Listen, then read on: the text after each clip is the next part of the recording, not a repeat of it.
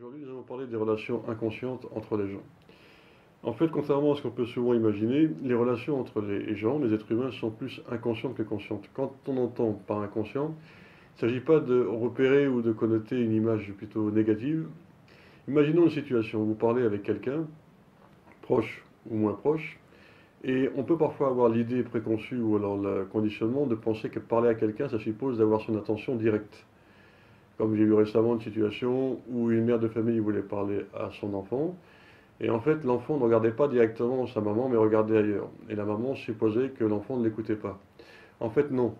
À partir du moment où deux personnes ont une relation qui est assez importante ou un contact qui est assez élevé, dans ces cas-là, on a ce qu'on appelle une attention qui est globale. Donc on peut parler à la personne, en l'occurrence à l'enfant, sans qu'il paraisse écouter directement, mais le message rentre quand même. Donc, dans cette situation-là, si la maman ou la personne sait que envoyer un message à quelqu'un, même si la personne ne vous regarde pas directement, c'est quand même du transmettre. Et dans ces cas-là, la transmission de l'information ou de message qu'on veut donner passe et rentre de manière profonde. Il ne s'agit pas de forcer l'attention de la personne à vous regarder de manière directe, mais de bien savoir qu'une personne qui est présente avec laquelle vous avez établi un lien qui est correct, vous pouvez lui parler, même si vous n'avez pas son regard qui est sur vous, ou une attention qui est marquée, le message passera quand même et il sera reçu.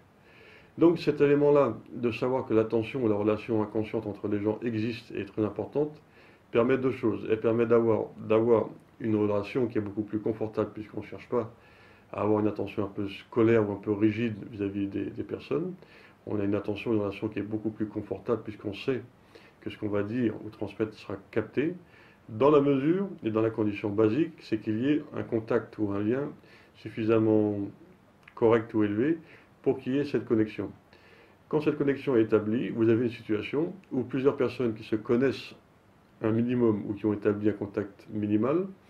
vont être en relation constante, en relation inconsciente. Cette relation inconsciente, elle peut être orientée et dirigée de façon très positive. Par positive, on veut dire, et on peut dire que si vous avez une situation où une personne ou deux personnes sont en contact avec vous, et ça, il y a un moyen très simple de le repérer, il suffit d'observer, de sentir comment l'attention de quelqu'un est orientée et dirigée vers vous. Dans ce contexte-là, vous avez une influence sur la situation et sur les personnes qu'il s'agit de voir et dont il s'agit d'être responsable. Donc, vos paroles,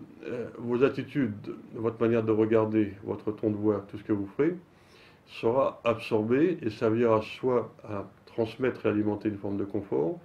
ou autre chose. Dans la mesure où on acquiert cette notion-là et qu'on l'intègre progressivement et qu'on en devient plus responsable, puisque en fait tout le monde le sait, mais il s'agit de passer à un niveau beaucoup plus conscient et présent, là on peut se servir de son influence en tant que personne et dans ses attitudes pour transmettre et envoyer aux gens des choses qui vont les aider. Donc aider dans ce domaine des relations inconscientes, c'est pas, comme on peut parfois le croire, encore une fois par conditionnement, mettre les gens autour d'une table ou leur dire je dois te parler ou je dois vous parler ou ce qu'on voudra, c'est une idée qui parfois peut marcher, mais qui souvent ne marche pas dans la mesure où ça s'appelle encore une fois forcer l'attention des gens et forcer leur attitude. Par contre, si on mesure et si on vérifie bien tranquillement, comme je vous le dis, que les gens, en fait, ensemble, sont naturellement et inconsciemment connectés, dans ce contexte, vous avez la capacité, la possibilité d'aider et de transmettre une aide par vos différentes attitudes. Une simple parole peut aider, un simple mot peut aider, un simple encouragement peut aider, mais encore une fois, dans la façon et la manière qui sera peut-être subtile, mais qui ira là où ça doit aller. A contrario, si on a un message à transmettre, un message, je ne sais pas, d'éducation ou alors d'aide ou de choses de ce type-là,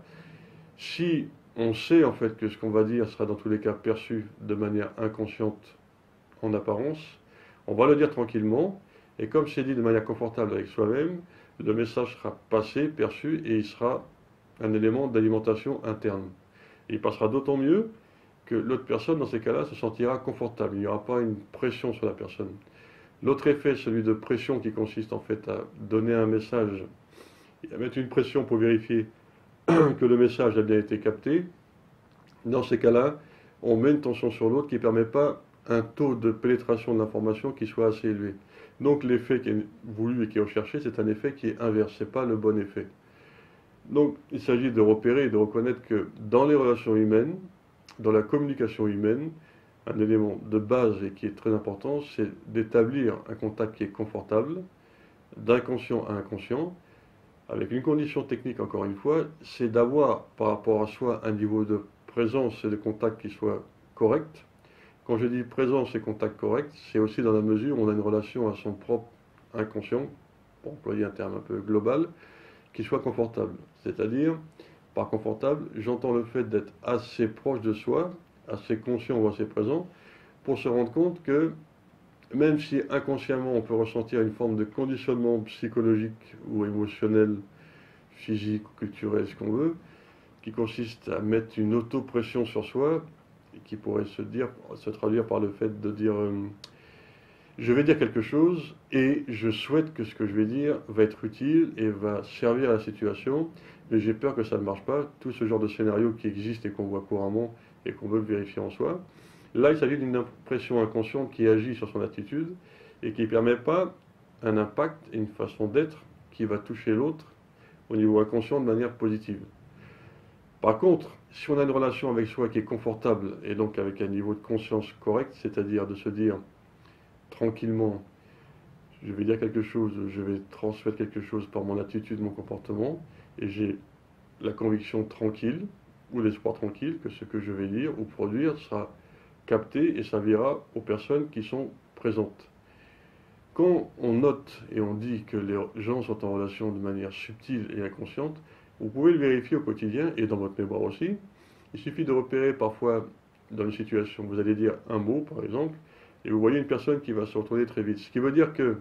la personne auparavant avait déjà établi avec vous un contact qui consiste à dire et à se dire, je suis en relation avec la personne et j'attends qu'est-ce que la personne va me dire, m'envoyer comme message. Ce qui veut dire qu'au départ, il y a déjà un contact qui est établi, une ligne de communication qui est établie et une relation qui fait que l'autre personne est en constante alerte, en attente de ce qu'est-ce qui va être dit ou produit par vous en l'occurrence. Donc cette relation implique une forme de responsabilité tranquille et positive, où on devient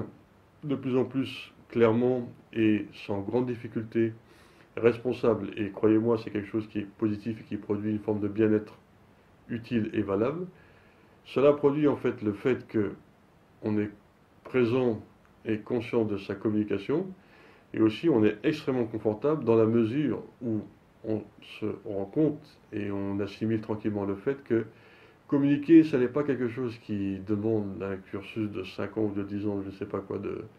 formation très compliquée. Ce sont des notions qui sont inscrites profondément en l'être humain, depuis toujours, et qui demandent simplement que la personne accepte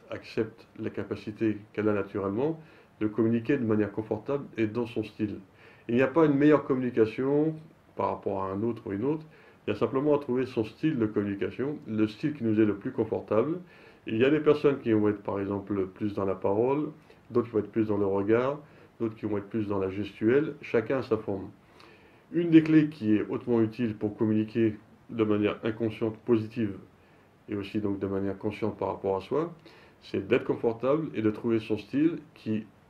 dans ce contexte-là, quand on l'a trouvé, permet d'avoir un taux d'efficacité et un taux d'utilité dans ses rapports aux autres qui est beaucoup plus élevé qu'une personne qui inconsciemment d'ici au fond de lui-même par conditionnement et par répétition de ce genre d'attitude, l'idée ou le sentiment qui est faux, je ne sais pas communiquer, je ne sais pas comment je peux améliorer ma communication, ça ne marche pas et ainsi de suite. Penser ou imaginer de cette façon-là, de manière inconsciente, agit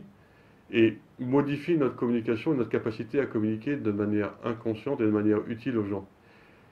L'autre schéma que je vous propose et qui est très confortable et qui n'est pas une création, qui n'est pas nouvelle dans la mesure où c'est naturellement inscrit chez l'être humain, cette capacité à être en relation et être en lien avec les gens et avec les gens autour de soi, c'est une capacité qui est présente et qui est là naturellement. Donc, à partir de ce constat, il s'agit juste après d'apprendre à communiquer dans son style et à se demander pour soi-même comment je communique, quel est mon style de communication, quel est mon style dans lequel je me sens confortable et bien. Le confort intérieur, le fait de communiquer dans son style et dans sa façon d'être qui est confortable, transmet la même chose aux autres personnes. Ça transmet du confort et ça transmet une forme de sécurité qui est un besoin fondamental. L'autre scénario qu'on voit couramment par conditionnement et qui est une situation mondiale et pas du tout localisée à une région du monde, c'est de ne pas être confortable avec soi, de ne pas avoir assez confiance dans son style de communication et son mode de communication, ce qui, par là même, transmet la même chose. Donc, une base absolument nécessaire et qui n'est pas compliquée, c'est d'accepter qu'on a son propre style de communication et d'être, par là même, aussi responsable de sa communication inconsciente par rapport aux gens qui nous environnent, dans la mesure où, comme je vous le dis, il y a une relation entre les gens qui nous sont proches et qui nous mettent en fait une forme de contact par rapport à nous, et qui fait que, inconsciemment étant lié à eux, de nous à eux et de eux à nous, on a une responsabilité dans ses comportements, dans ses attitudes, dans ses propos, et cette responsabilité, plus elle est vue, plus elle est perçue, plus elle permet d'avoir un impact qui est plus utile et un impact qui est plus reposant, dans la mesure où il n'y a pas de pression et il y a une grande, pour finir, une grande économie d'énergie, puisque dans ce scénario en fait de communication inconsciente et utile, il ne s'agit pas de perdre de l'énergie en se disant je dois communiquer cette force-là parce que c'est la bonne, une forme imaginaire conditionnée qui vient de je ne sais où, de différentes idées ou différents conditionnements, mais plus de trouver son style avec l'économie du style qui nous va à nous et qui par cette économie transmet quelque chose qui est extrêmement utile et aux autres parce que justement les personnes inconsciemment vont percevoir, et ça remontera tôt ou tard à la conscience, immédiatement un peu plus tard, vous transmettez par votre économie d'action et votre économie de comportement le sentiment et l'idée et la réalité que vous êtes en lien utile et en lien aidant pour ces personnes-là comme pour vous-même.